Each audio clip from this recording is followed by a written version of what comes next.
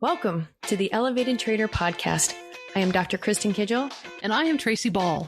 Join us every week as we journey into becoming better traders. We believe becoming better traders involves elevating our skill, our mindset, and our health.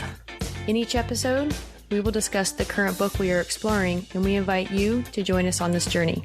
Are you ready to elevate your trading, mindset, and health to the next level? Let's do this. Welcome back to part 6 of Money Grows on Trees by Jerremy Alexander Newsome. Hola, chica. Are you ready? Ready for this one? Yeah, you bet. This has been this is actually probably my favorite chapter out of the entire book. It definitely helped me. Did it? For sure. Totally. Right, well, there were two thoughts that I had from this book, or from this chapter, I should say. And the first one was that money is just a word, right? And that has a meaning tied to it. And if you want to change the meaning, you need to change the word. So if you're trying to change how you think about money, then maybe you should start changing the word you're using to try and trick your mind into thinking something different, right? That was thought number one. And then the other one that was more provoking for me was actually all of the different sayings around the word money that I've heard throughout my life, or that we've heard throughout our lives, because it's different. And the real cool thing about having this conversation right now is going to be, you know, some of the experiences that you've had with money, being that you live pretty much across the country in a different country. So it'll be interesting to see geographically how that might change up. But yeah, do you want to tackle the first thought first? The one about money as being a word? Yeah, I mean, I agree with it. It was really thought-provoking to consider, like, okay, let's change the word. And then he immediately goes into, well, let's just swap it out for currency. And then slip that word into, you know, dollar figures of how much things cost. That only costs, you know, $350 currency, or 350 currency, you know? So even you could just tell that I just threw in the word dollars, and we need to take that out too. So I appreciate that, because it definitely, if I feel like in my body and in my brain how that resonates when I say that, I totally love it. I agree with it, and I'm stoked to start using it. But the slangs in America, you know, being that Jerremy is in America, it's true. It's just, you grow up around it and just don't even think twice. Yeah. Bucks. Yeah. Change. Yeah. All those different things. He also has a little bit of homework in this section. You want me to read through that? Yeah, sure. Write down your brain's first image that comes to mind when you hear or see the word money. Okay. Now I'm curious. What is yours? My brain's first image that comes to mind when I see or hear. My images are the actual image of the dollar sign, which is the S with the two lines. $100 bill. Yeah, mine's a bill for sure. And then something he says in another chapter, he's like, loads of dead presidents. There you go.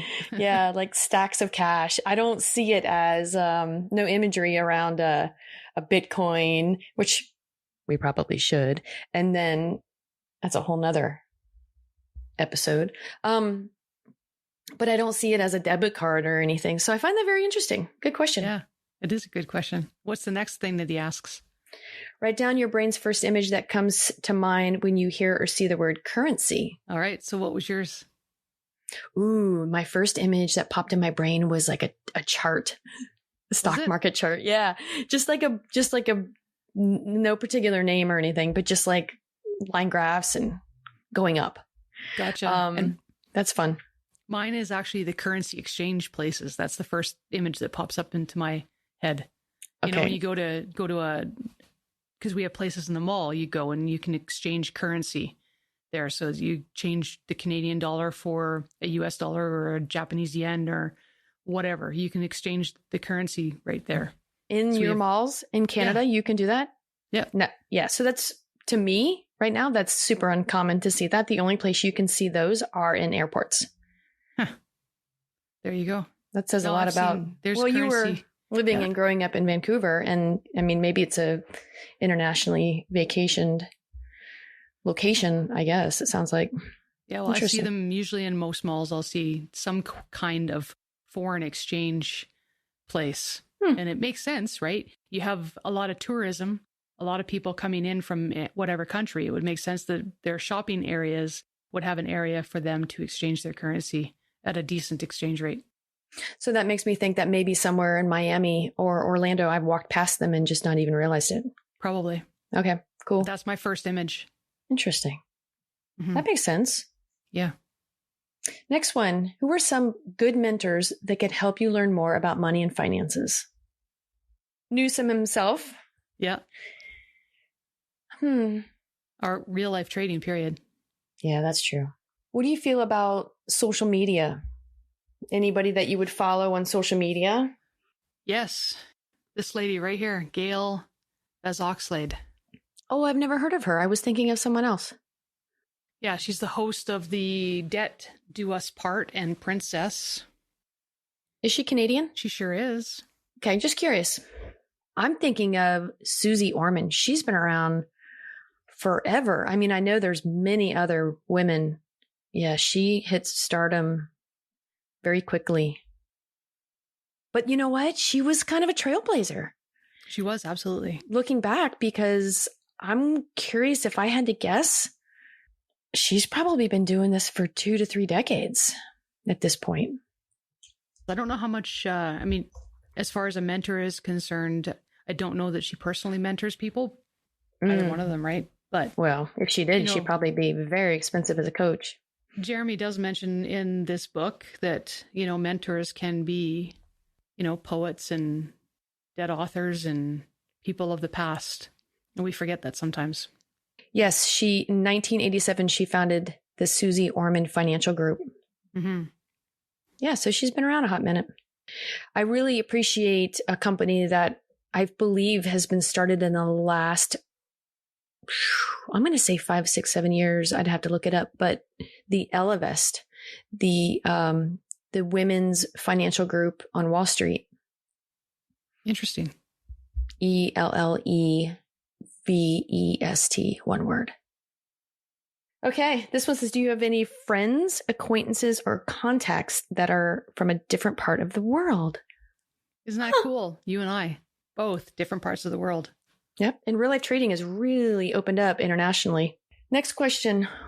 Last one is, what are some quotes, phrases, or internal beliefs that you might unknowingly have about money? So this is the area that I really wanted to focus on today, because I think this was profound for me anyway. I don't know about you, but let's start with, some of the sayings. Do you remember what they were when you were younger? Well, ironically, it's interesting that I think the biggest one is that money doesn't grow on trees. Really? Mm-hmm. Yeah, that's probably the biggest, easiest one that comes to mind. How did that actually shape your relationship with money? My instinctual response is that it created a mindset of you have to work really hard. You have to work hard. So besides that, is that you just got to go out and find it, which is the resourcefulness part. I think probably just in retrospect of my life is like, okay, got that one. But I think I'm trying to work on my mindset. Well, I have been, I'm not trying, I'm doing, but of you don't have to work hard. You don't have to work hard. You just, you always, that is, to me, that's not a healthy mindset on a physiological and physical stance. So, or the taxing part of your brain, it's just attempting to be smarter, more diverse, resourceful, and self-discipline. I think he mentions a lot about resourceful, but I feel like you can have all the resources in the world, but if you don't have passion and an intention and a drive and follow through, where are you? Where are you going? So money doesn't grow on trees leads to a really strong work ethic, feeling like you have to work hard, right? Which in itself is a good thing to develop that work ethic, right? But at the same time, it's also a limiting belief because if you believe that money doesn't grow on trees and you believe that in order to get money, you have to work hard, your ability to work hard is limited. Therefore, your ability to make money is limited, and therefore it is a limiting belief. Now, I had heard that money doesn't grow on trees. I also got the same kind of thing from that, is that you have to work hard. But I also had the whole work smarter, not harder. I recognize how can you do things a little bit smarter, and that taps into that resourcefulness, right? Are there any other sayings that you remember? No, I think I was older into more of my professional career where the work smarter, not harder settled in. So I was already in my profession hearing that. Would have been really nice to learn and wrap your head around that earlier in life, but in the end, it's time and place, and it worked out well. I agree. Cool. Right. So there's two things that actually stood out to me, but the first one that I want to talk about has to do with something my mom used to say. Now, the first time I read this book, I thought nothing of this chapter. I wasn't reading with intention. And we've talked about that before. The second time, it actually floored me. It caught me off guard. So as he explored other sayings, I should say, around the world, he asked if there were sayings that we'd heard growing up regarding money. And I had to think about this for a minute.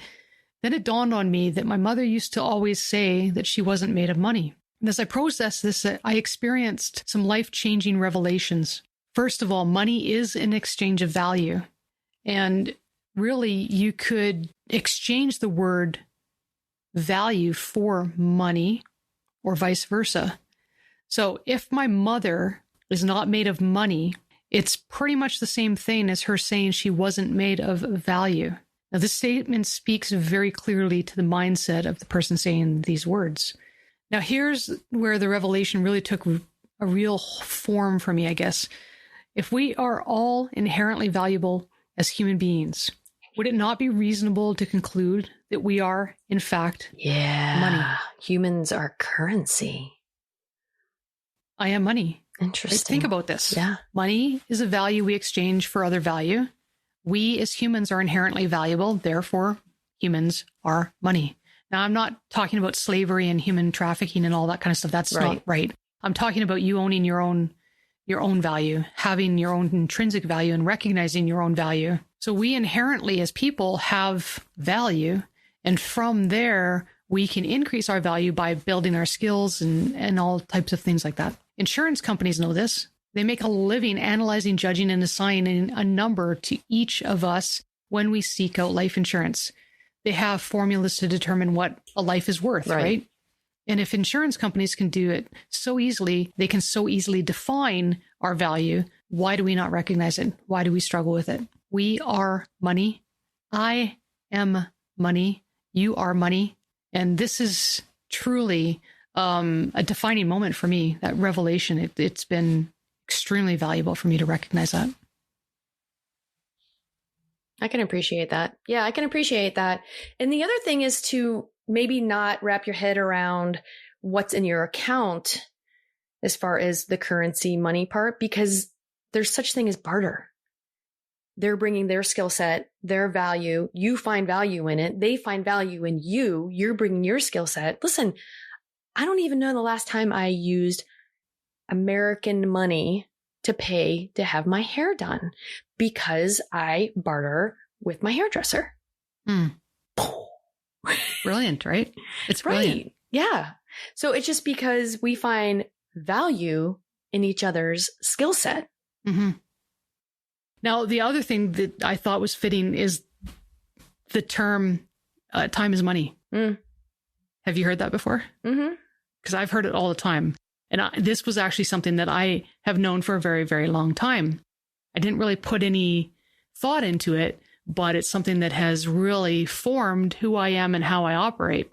So I have always recognized that time is money. And I've always recognized that, you know, wherever I was in life, I wasn't making a lot of money. I was, you know, let's say making minimum wage. I could realize that my time wasn't that valuable because I wasn't making a lot of money.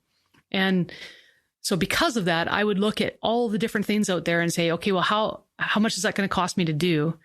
And I would look at them and say, okay, well, it's going to cost me, for example, I need to change a toilet.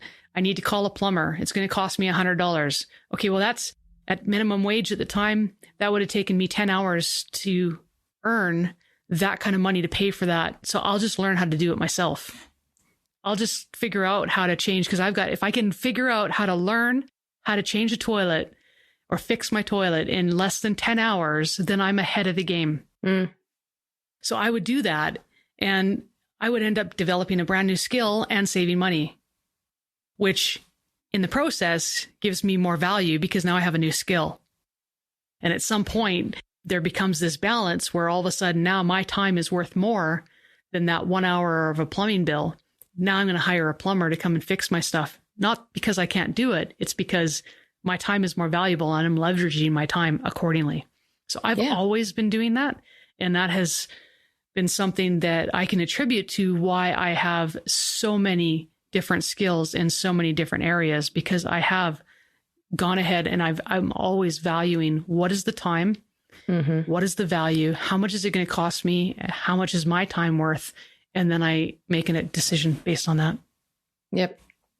And a lot of people don't even realize they're doing it, or a lot of wealthy people that really understand their time management. And that would be like, okay, well, I'm going to get someone to drive me to work. I'm going to make all my phone calls. I'm going to do this. I'm going to do that. Or grocery shopping online, or having it delivered, or, all of these time saving things that are everyday things that are, important, but they're using their time more wisely. Exactly. Return and that's on why, investment. Yeah, absolutely. Because I'm one of the people that will call, or I order it online, my grocery list, and then I go and pick it up, and I pay $3 to pick it up during the week, or $5 on the weekend. And I've evaluated, is that worth my time? Yep. And it is. Yep. I hear you, girl. So that's one of probably the big sayings. Those are the two anyway that have shaped my life coming into this. And I thank this book, because I never ever thought about it or dug deep into it until reading this book. Thank you, Jerremy. Yes, thank you, Jerremy. Thank you for joining us today. For more information about the show, as well as our list of current reads, check us out at www.theelevatedtrader.com. Remember to subscribe and share if you found value in today's episode. See you next week.